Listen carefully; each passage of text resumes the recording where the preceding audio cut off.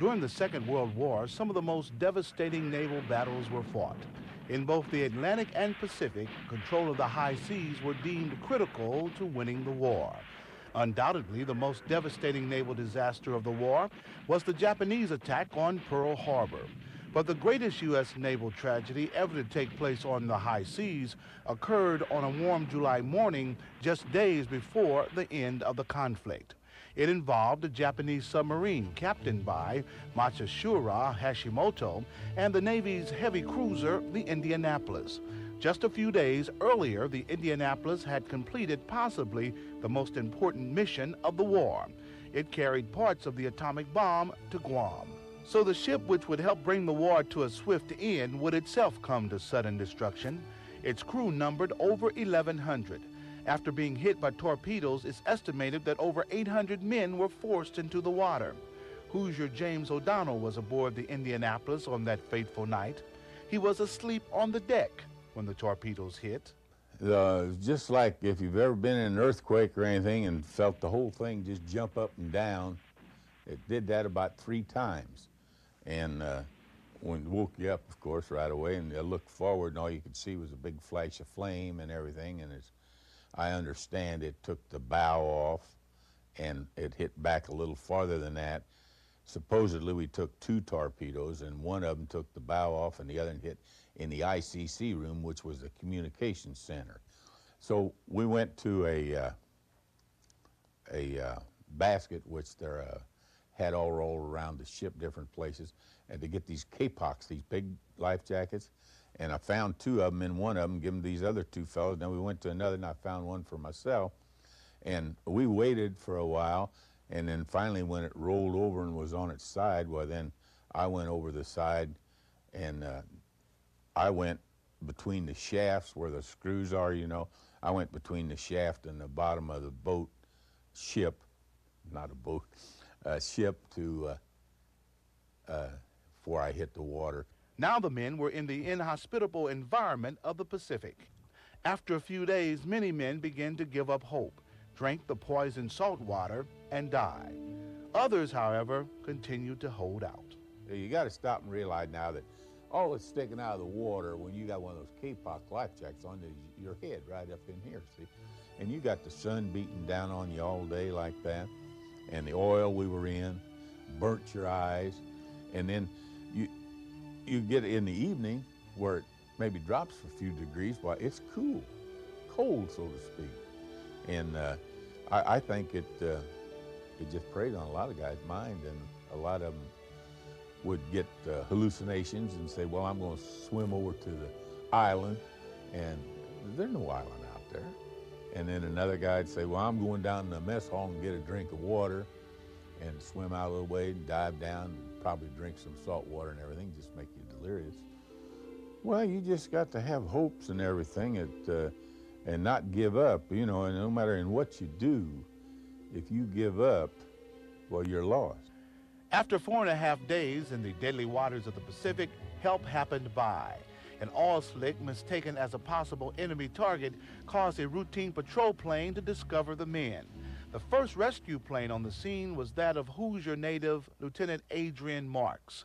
Initial reports caused him to look for one survivor in a life raft.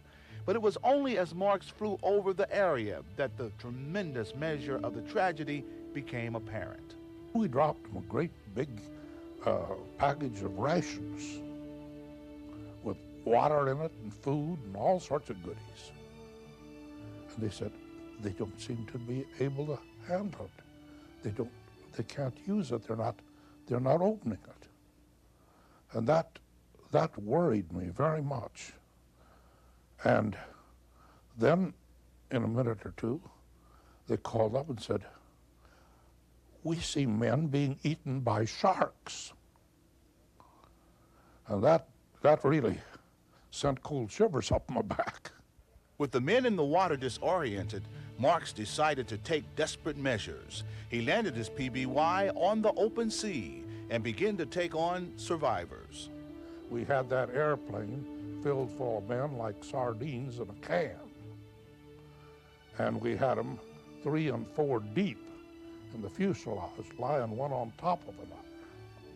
And finally, they simply couldn't get any more men in.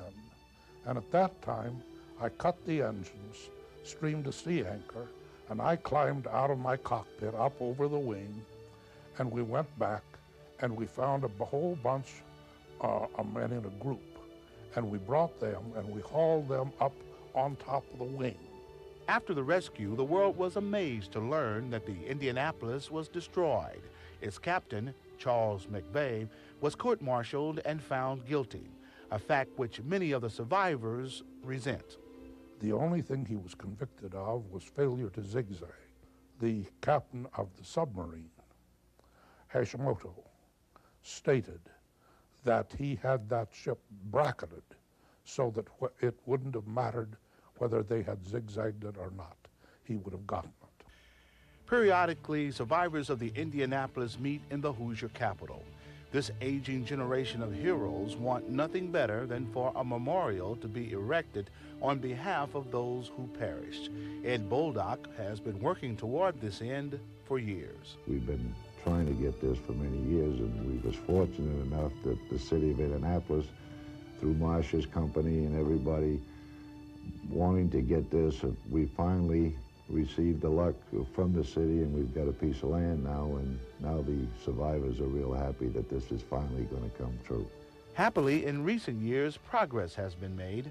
Marcia Mackey is certain that the project will be realized very soon.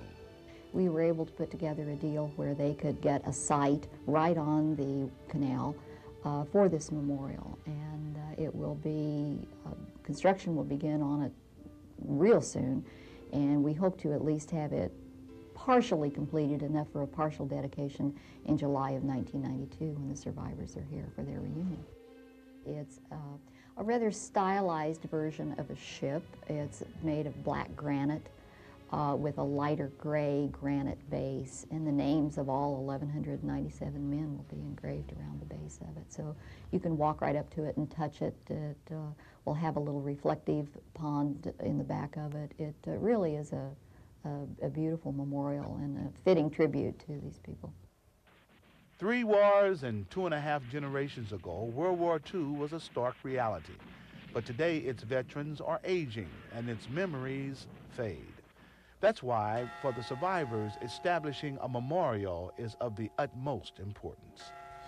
It's going to have the names of all the men that was aboard ship, and some way or other a designation of the ones that were lost and the ones that were saved. And of course, even in the ones that were saved now, there's a lot of them that have gone. A lot of them, each reunion, there's more names read that have passed away.